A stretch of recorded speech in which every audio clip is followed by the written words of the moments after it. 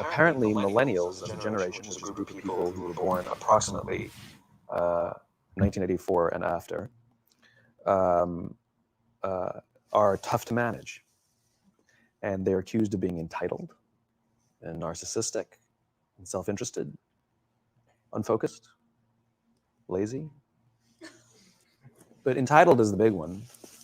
And 10, 9, 8, 7, 6, 5, 4, 3, 2, 1, 0.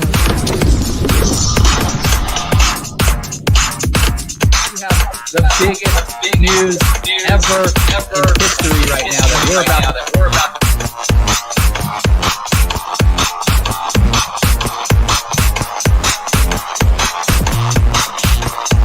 This is a live video going into the job board.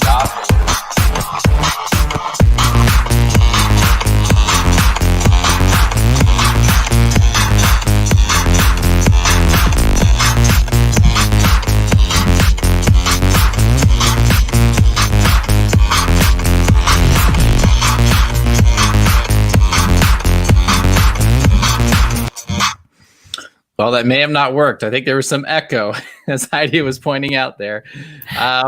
Regardless, welcome to the show, Heidi Bencomo, co-host of Northern Utah Jobs. How are you doing today? Doing really good today. How are you, Mr. Farrell? Good. So out of nowhere, I got this incredible news that my LinkedIn license was approved after a year of getting denied like 7 times, maybe more. I don't recall how many. Really hard to get, really excited. And so I have not had any time to prepare new graphics for LinkedIn. We have this Facebook Live graphic here and the intro that we just watched. That's all got to be thrown out. We got to do another one here. You have to get on that, Stephen. I'm getting on it, working on it. But we've got a great program today on LinkedIn, on Facebook, on YouTube. Some of these clips will be scrubbed for our TikTok channel. But today, for our first program, Heidi, we're going to talk about employee priorities and how they have shifted and how, as employers, we need to learn to shift with them. All the while, we need to learn to bring the best out of those that are highly motivated to grow their career and to move up laterally. How do we motivate both those that don't want to move up laterally and those that do? Because it's not a one-size-fits-all approach. And I know I have, and many companies out there have lost really good people because they have not been able to capture their team's focus and their passion and goals and expectations of their own job. And a lot of times, as business owners, as business managers and unit leaders, we think that just because we did it, right? We worked 16-hour days. Our hourly employees should be able to do it without complaining, right? Or if we ask them to work overtime, they shouldn't complain. We worked overtime for free back in the day, right? Like I was making $11 an hour. It was salary, but it equals to about $11 an hour weekly, which is a very small salary. And I worked 80 hours a week, which means I really made like $4 an hour. And I did it without complaining because back then it was different expectations. Now, we're not saying you should do that today because that's not legal, but times have changed, priorities have changed, and COVID really sped up this process for everyone. It's not unique to any company. This is across the board. So we're going to talk about employees' priorities, how they have shifted. We shared that clip in the beginning with Simon Sinek. How do you say his? I can't. I don't know. I call it Sinek. Sinek, whatever. Poking fun at millennials. He made a really valid point about millennials, how their priorities are different from prior generations, and they are going to be the largest working generation out there in the next couple of years. They're almost there, and so priorities have changed. So how do we capture that? And then I think one of the important things that we should take out of that video too, Stephen, is that we need to both recognize that priorities have changed and to change our mindset towards those priority changes. So instead of saying, well, I wish their priorities hadn't changed, or it's just because they're these awful, terrible millennials, all this like swear word now of millennials. But instead of viewing it like that, just changing that mindset and just how can we adjust with these priority changes? Right. Exactly. Great point. And then if we have time, I'm gonna share a couple of my thoughts of how people who are overachievers that want to get ahead in life, that, you know, in their career, and, you know, maybe they're in a challenging situation where there's not a lot of growth, or they don't see the light at the end of the tunnel, or they don't have the leaders that they need to grow. I'm going to give you some tips there as well. So this is going to be action-packed today. I'm excited. We'll take the Facebook Live background off because we're now on LinkedIn officially. Super exciting. We're super happy to be here. Super happy. So Heidi, I know you're in the background, you're helping people. So if you need to, you know, jump off anytime, that's fine. But what are you seeing out there in regards to employee priorities shifting? So let's maybe go back down memory lane. You know, it was expected to show up, but you're expected to show up to work on time. You're expected to have perfect attendance your first 90 days or your first year or your first 5 years. You're expected to smile and pretend you're at Disneyland every single day. You were expected to follow this cookie cutter approach to not making your boss mad and not getting fired. And there's just expectations for that, right? Now, those haven't changed. Those are all valid things to consider. But the approach needs to change. And the priorities of your team, your internal team members, have changed as well. So it used to be that people wanted to go to school and find a career in their trade and work in that trade for 2-3 decades, maybe 4 decades, have a pension, save up for retirement, 401k, and then and you get promoted through the ranks, and then you retire with a nice pension or 401k, and you enjoy the rest of your life on retirement. And that's when you get to go have fun and go fishing and do whatever. So priorities, though, have shifted now. The workforce, they're putting their home life out front. They're putting that as their primary focus rather than maybe their jobs and their careers. A job and a career is just a means to an end. Like, you know, they want to have that work-life balance. They want to do the fun stuff every day. And it's a different environment. It's not a bad thing. It's just different from what we've experienced in the past.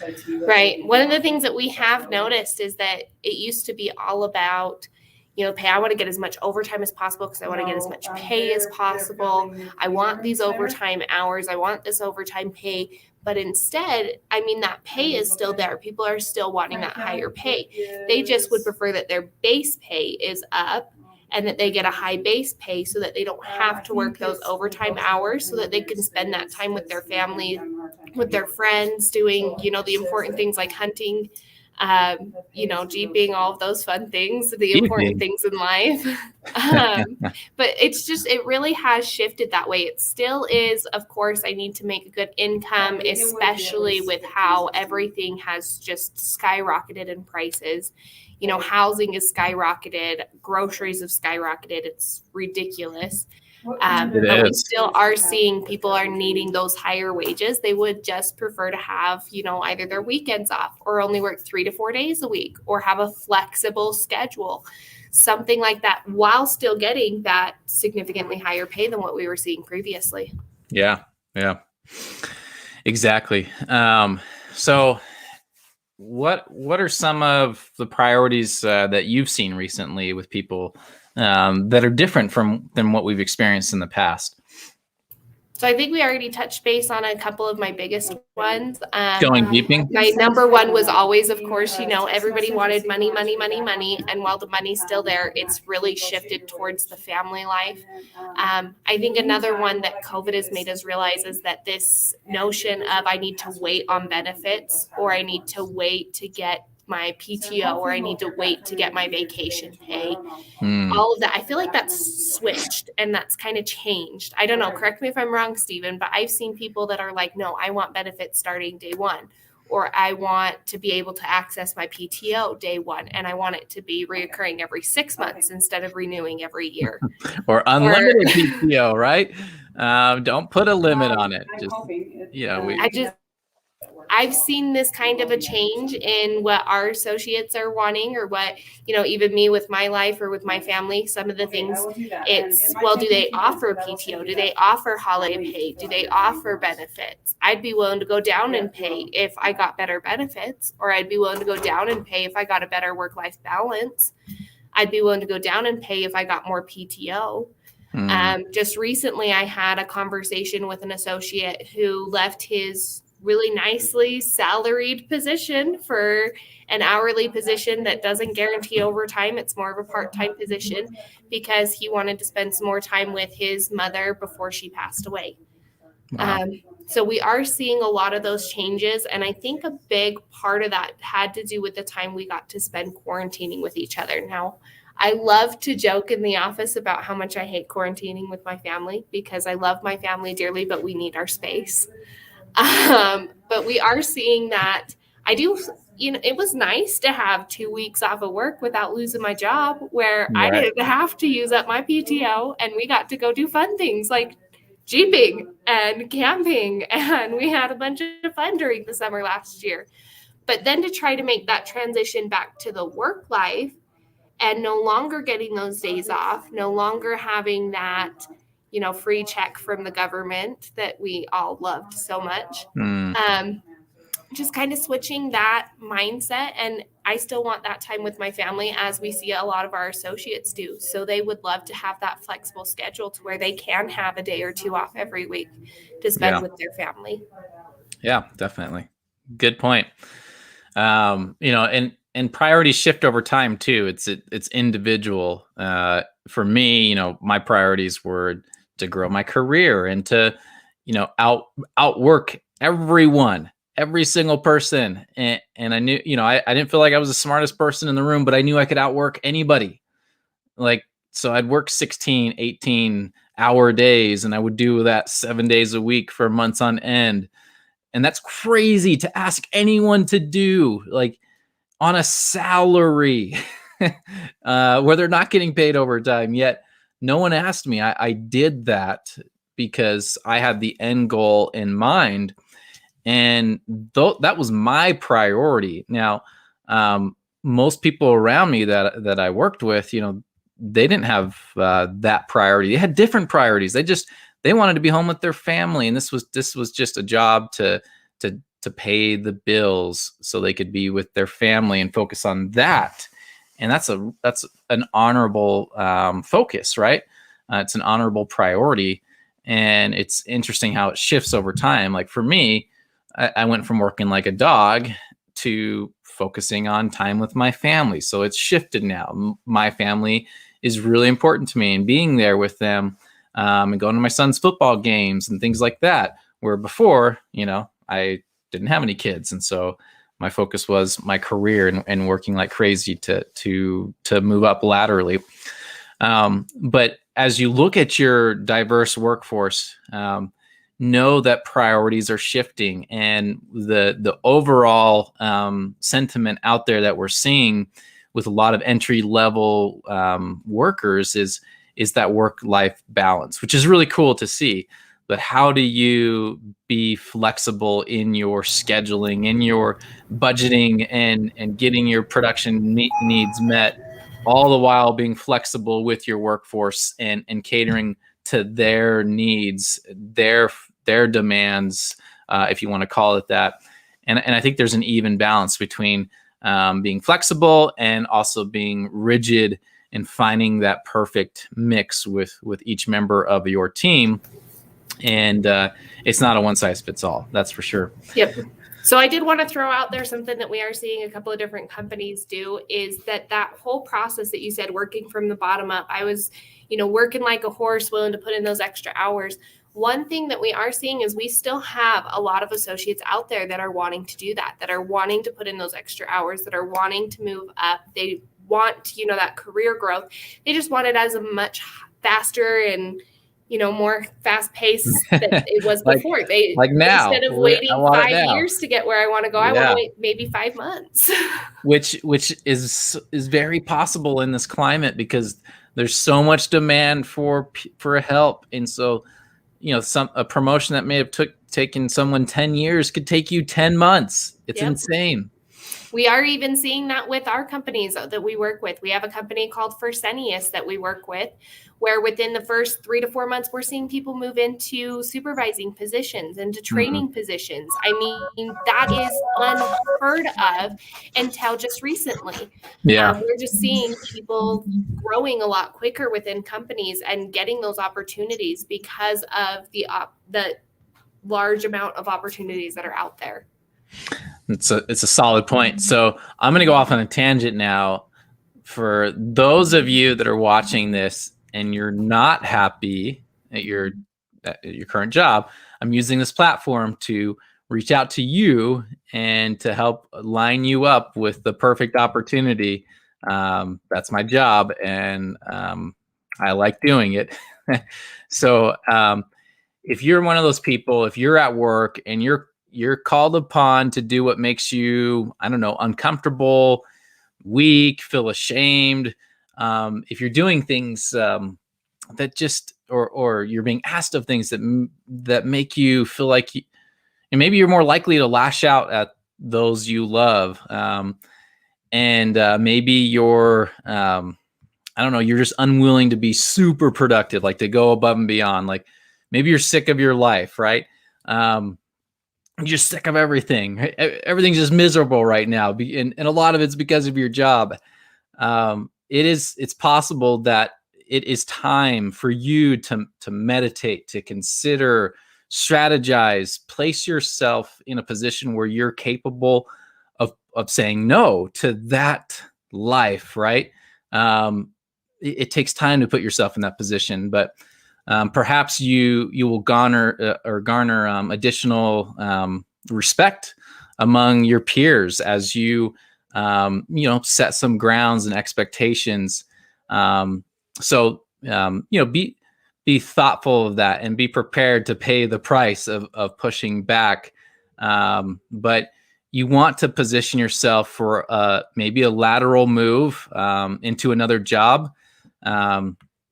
You might think that this is just a dead end for you. And so I think if you're watching this and it's ringing true, it's time to take the painstaking steps necessary to organize your resume, to engage in the difficult, demanding and often unrewarding job search, that you've done before. You've got to do it. Maybe you can find something that pays better or is more interesting.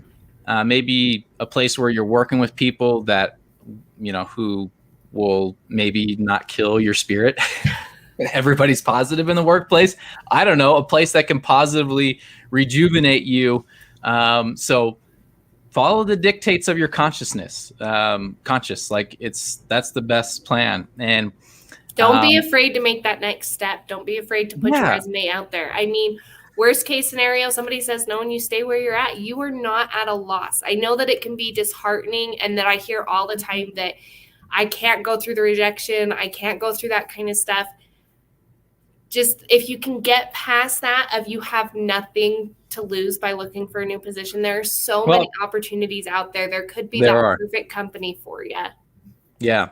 And, I mean, let's be frank, there are risks, right? In job searching, you might get fired, when your employer gets wind of you job searching, which, it's easy for that to happen. You update your resume on Indeed and your employer can see that you updated your resume. It's amazing. So with that in mind, prepare now to seek out and ready yourself for another job and hopefully something better. And you know, you don't have to begin by presuming that leaving your job is involuntary. You know, it's this is in your hands, and I know it can be scary at times. We all fear change. We fear of being fired. Like, those things are justified, but in comparison, continuing your job where the center of your being is at stake is necessarily, you know, for the worst. That's worse than maybe getting fired and having a little gap on your resume. So, you know, you may tell yourself you're afraid to move, and of course you are, but afraid compared to what? Are you afraid of comparing your job to where the center of your being is at stake, or a place that you're inspired? So just think of it. Think about that. We have thousands of jobs that we represent between the two of us, and give us a call. We'll do a proper discovery meeting of your needs, your career goals, your, as this title of this program, your priorities. What are your priorities for you? And we'll now align that with the best match. So definitely to circle back around now, for employers and companies that are hiring, ask your team, what are their priorities? What are their goals? What are their expectations of you? What do they need from you to get where they want to go, right? Is it a flexible schedule that they're looking for? Is it having every other Friday off? Is it having a chance to be promoted? You know, every person on your team has a specific goal in mind. Some people know what that is and others do not, and you need to tease it out. But you have to have those conversations, and you have to align some of your business operations to the priority, to align them with the priorities of your team.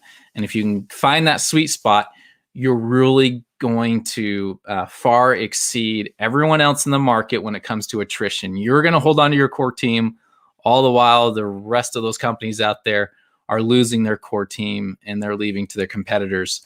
And let's have them leave to come to your organization, because they know how well you treat your people and how well you capture their enthusiasm, their drive.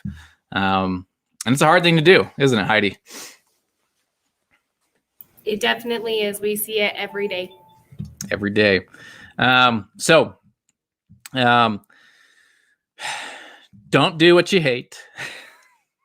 If you hate your job, stop doing it. Stop turning a blind eye. You can't cheat your own game.